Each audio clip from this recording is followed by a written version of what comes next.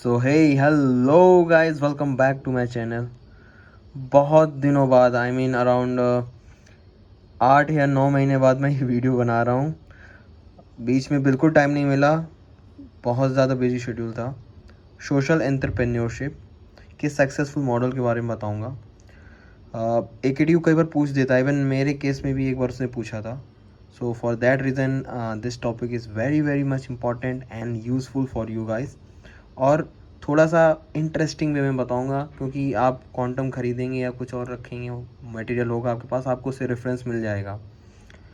मैं जो बताना चाहूँगा वो शायद आपके दिमाग में स्टिक रहे, और ज़्यादा पढ़ने के बावजूद भी ना आपको एग्ज़ाम टाइम थोड़ी चीज़ें याद आ जाएँ। तो इतने सिंपल तरीके में और थोड़े कनेक्टिंग वे में समझाने की कोशिश करूँगा। प्लीज़ इस वीडियो को पूरा मन लगाकर देखिएगा। पहला जो सोशल एंटरप्रेन्योरशिप का सक्सेसफुल मॉडल निकला वो था स्टडी हॉल एजुकेशन फाउंडेशन। इसको याद करने का एक बहुत अच्छा ट्रिक बता रहा हूँ। स्टार प्लस जिन लोगों ने देखा होगा उन्होंने देखा होगा ना, अमूल मास्टर शेफ़ इंडिया। तो जी ये वही शेफ़ है, ये वही है ऑर्गेनाइजेशन एक तरह की है। स्टडी का एस निकाल लें, इसका एच निकाल लें, इसका ई निकाल लें, इसका एफ निकाल लें, तो ये बन गया शेफ़। तो जी हाँ, ये वही वाला शेफ़ है। कि इसमें इस वाले शेफ़ में क्या था, अब देखो क्या होगा। ये मैंने शेफ़ बताया ना, आप भले ही ये नाम पूरा भूल जाओ, study hall education foundation, but आपको स्टार प्लस वाला अमूल मास्टर शेफ़ ज़रूर याद रहेगा, जिससे कि रेफरेंस में आप कुछ ना कुछ तो लिख दोगे। ये वाला जो शेफ़ था ये खाना नहीं बनाता था। ये वाले शेफ़ में क्या था, डिसएडवांटेजेस गर्ल होती थी जो मजबूरी वाली गर्ल, उनको एजुकेशन ऑफ़र करना इनका मेन गोल था। अराउंड 900 स्कूल्स में इन्होंने कोलैब किया, जिससे कि अराउंड 1.5 लाख लड़कियों को एजुकेशन मिल पाई। आप कहोगे, बहुत सारे लोग क्वेश्चन करेंगे कि मुझे ये फिगर्स नहीं याद होते। अरे भाई, तुम 900 स्कूल के जाए 1000 स्कूल कर देना, कोई दिक्कत नहीं होगी। AKTU वाले मैं पढ़ा हूँ, मैं वहीं का पढ़ा हूँ। हाँ, ये 1.5 लाख लड़कियाँ हैं, इसको तुम 5 लाख लड़कियाँ कर लेना, कोई मतलब नहीं है।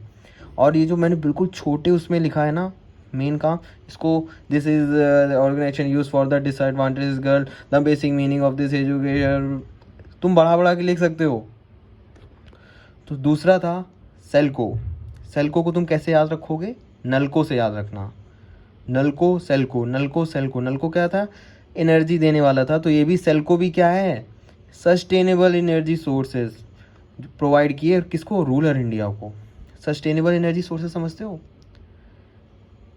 जिन एनर्जी सोर्सेज को हम लोग सही तरीके से यूज़ करके बेहतर काम कर सकते हैं, जैसे सोलर एनर्जी, मतलब डिप्लीट नहीं होंगे और हम लोग यूज़ कर सकेंगे। तो वही सेल्को ने काम किया, सस्टेनेबल एनर्जी सॉल्यूशंस प्रोवाइड किए रूरल इंडिया में। और पहला जो इसका प्रोजेक्ट था वो फर्स्ट रूरल फाइनेंसिंग प्रोग्राम। मतलब जो सोलर सोलर ये अपने गांव वगैरह में नहीं सोलर पावर वाले पैनल लगते हैं, तो इसमें इन लोगों ने क्या फंड दिया था गांव वालों को, ताकि वो लोग इसको यूज़ कर सकें। तीसरा है गूंज। गूंज भी कुछ नहीं है, वेरी सिंपल। गूंज, अब देखो फिर से एक स्टोरी सुनाऊंगा, बिल्कुल छोटी सी, 10 सेकंड की। मेरे पास वाले जो नेबर थे, तो वो क्या करते थे, अपने जो उनके पुराने यूज्ड कपड़े थे उनको जला देते थे। जब कभी होली या दीपावली आता था तो अपने पुराने कपड़ों को वो क्या करते थे, जला देते थे। अब ये स्टोरी आपके दिमाग में गूंजेगी तो आपको गूंज याद आ जाएगी, क्योंकि गूंज में भी यही होता है। जो यूज्ड क्लोथ्स होते हैं, हम ये लोग जाके क्या, अर्बन जो अच्छे लोग हैं अच्छे शहर में, वहाँ से जाके इसको यूज़ क्लोथ्स को ले लेते थे। उनको अगर उनमें कुछ प्रॉब्लम होती थी, फटा कुछ होता तो उसको सिल के और सब मैनेज करके फिक्स करके नीडी और पुअर पीपल को दे दिया जाता था। और स्पेशली इस ऑर्गेनाइजेशन का बहुत बड़ा पार्ट रहा है नेचुरल कैलेमिटी। जब गुजरात और केरला और तमिलनाडु में आई है, तो इन लोगों ने सच में लोगों को क्लोथ्स वहाँ पे प्रोवाइड किए। फोर्थ है पीपल ट्री।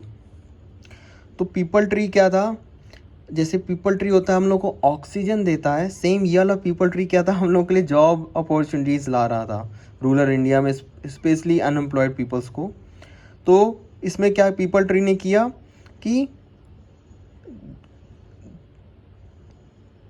एक तरह की कंपनी बनाई, एक तरह की प्रॉपर कंपनी बनाई, लोगों को ट्रेन किया, जो अनएम्प्लॉयड पुअर पीपल हैं उन लोगों को ट्रेन किया कि वो एक बहुत ही अच्छी रिप्यूटेड कंपनी में जॉब पा सकें। और हाँ, ऐसा हुआ, लोगों को जॉब भी मिला।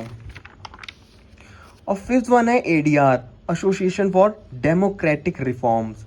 ये मैंने इस वजह से इस वाले को उठा लिया, इस वाले का एग्जांपल दिया कि भाई साहब चुनाव का मुद्दा चल रहा है, चुनाव का अभी टाइम है, इतना गर्म माहौल है। तो ये जो एडीआर ऑर्गेनाइजेशन जो फाउंड हुई, इसका काम कुछ नहीं था, इलेक्शन जो प्रोसीजर चल रहा होता था उसको स्क्रूटनाइज करना, उसको चेक करना, मतलब धांधली की कुल मिला के जांच करता था कि जो भी प्रोसेस इलेक्शन कमीशन या लोग फॉलो कर रहे हैं क्या एक्चुअली में इम्प्लीमेंट हो पा रहा है या उसमें कुछ धांधली चल रही है। इन लोगों का काम बेसिकली पार्टी से रिलेटेड और जो भी क्या होता है चुनाव के टाइम पे जो पार्टी के ऊपर कुछ एप्लीकेशंस लगाए जाते हैं तो वो फॉलो हो रहे हैं या नहीं, उनको ये चेक करने का काम करता था। तो वह बहुत 6 मिनट पे अराउंड मैंने आपको ये 5 बता दिए और ये आपको याद रहेंगी। मतलब इतने सिंपल, जैसे गूंज वाला है, जैसे वो मैंने अपने नेबर की कहानी सुनाई थी, वो आपके दिमाग में गूंजेगी। सेल्को को नेल्को से कनेक्ट करके या तो एनर्जी, सेल की एनर्जी आपके दिमाग में गूंजेगी। शेफ को मास्टर शेफ इंडिया से किया तो खाना की जगह आपको डिसएडवांटेज गर्ल को एजुकेशन गूंजेगी। तो यही था, बहुत सिंपल तरीके से आपको बताया। आई होप ये वीडियो आपको अच्छा लगे हो। प्लीज़ इस चैनल पे बने रहें।